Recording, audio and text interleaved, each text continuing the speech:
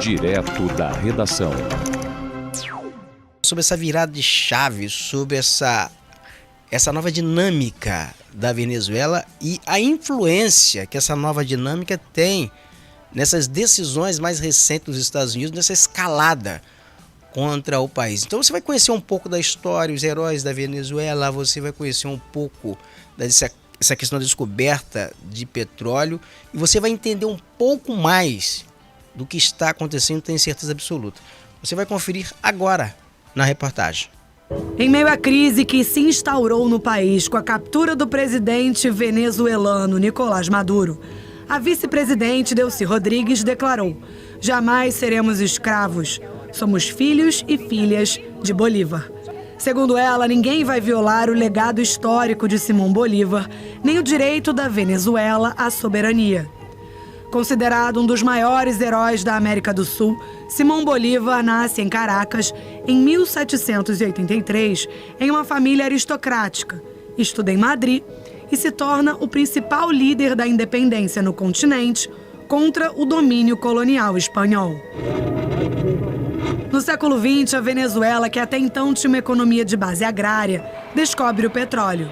Esse é um ponto de virada na história do país, que tem hoje as maiores reservas de petróleo do mundo. Em 1908, com um golpe de Estado, sobe ao poder Juan Vicente Gomes, que comandou a Venezuela por quase 30 anos. O político abriu caminho para as empresas petroleiras estrangeiras, principalmente americanas, explorarem petróleo no país com baixa taxação. Em 1948, o general Marcos Pérez Jiménez assume o comando do país com um novo golpe militar, que teve uma agenda de transformação econômica. Jiménez ficou 10 anos no poder e no final da década de 1950, os partidos venezuelanos assinam um protocolo chamado Acordo de Punto Fijo, que tinha como objetivo a abertura democrática. O modelo começou a ser destruído com a queda do valor do barril do petróleo na segunda metade da década de 80. Para tentar equilibrar as contas, o presidente Carlos Andrés Pérez seguiu um programa de política econômica ortodoxo proposto pelo FMI.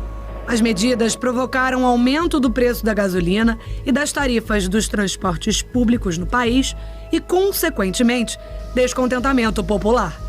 As camadas mais pobres da população tomaram as ruas, provocando quebra-quebra no episódio que ficou conhecido como Caracaço.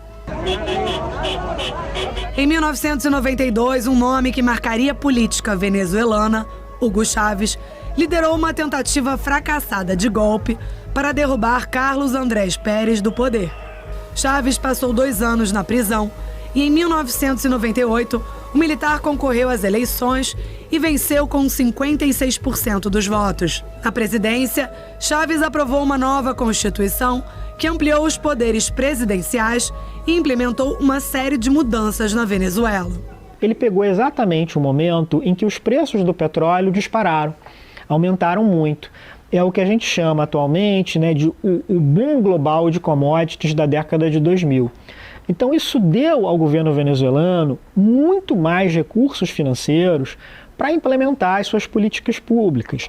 Seja, por exemplo, as políticas na área social, então Chávez fez muita coisa na área de saúde, fez muita coisa na área de educação, seja, por exemplo, na questão militar. Pátria socialista, muerte! Reeleito várias vezes, Chávez chegou a sofrer uma tentativa de golpe em 2002, mas voltou ao poder com apoio popular. Em relação à exploração do petróleo, ele também implementou mudanças. O petróleo na Venezuela foi nacionalizado nos anos 70, no primeiro governo do presidente Carlos Andrés Pérez, e ali ele criou uma grande empresa pública, a PDVSA, que explora o petróleo. No governo Chávez, houve algumas mudanças nessa regulação do petróleo, no sentido de que as empresas estrangeiras tiveram que fazer mais concessões à PDVSA, tiveram que dividir mais os lucros com o Estado venezuelano, e muitas dessas empresas não gostaram dessas novas regras, optaram por sair do país. Deixou o poder em 2013, quando morreu de câncer, e seu vice-presidente, Nicolás Maduro, assumiu o cargo. Motorista de ônibus e líder sindical, Foi deputado e ministro das Relações Exteriores de Hugo Chávez. Herdeiro político do chavismo, Maduro ficou 12 anos no poder. Foram 3 mandatos presidenciais marcados pela repressão a opositores. O governo de Maduro foi investigado pelo Tribunal Penal Internacional por violações de direitos humanos. E as últimas eleições foram questionadas por organismos internacionais. A oposição ao chavismo foi ela também muitas vezes autoritária. Quer dizer, a tragédia venezuelana tem muitos atores, né? Não dá para a gente dizer que foi só um grupo político, né, ou outro.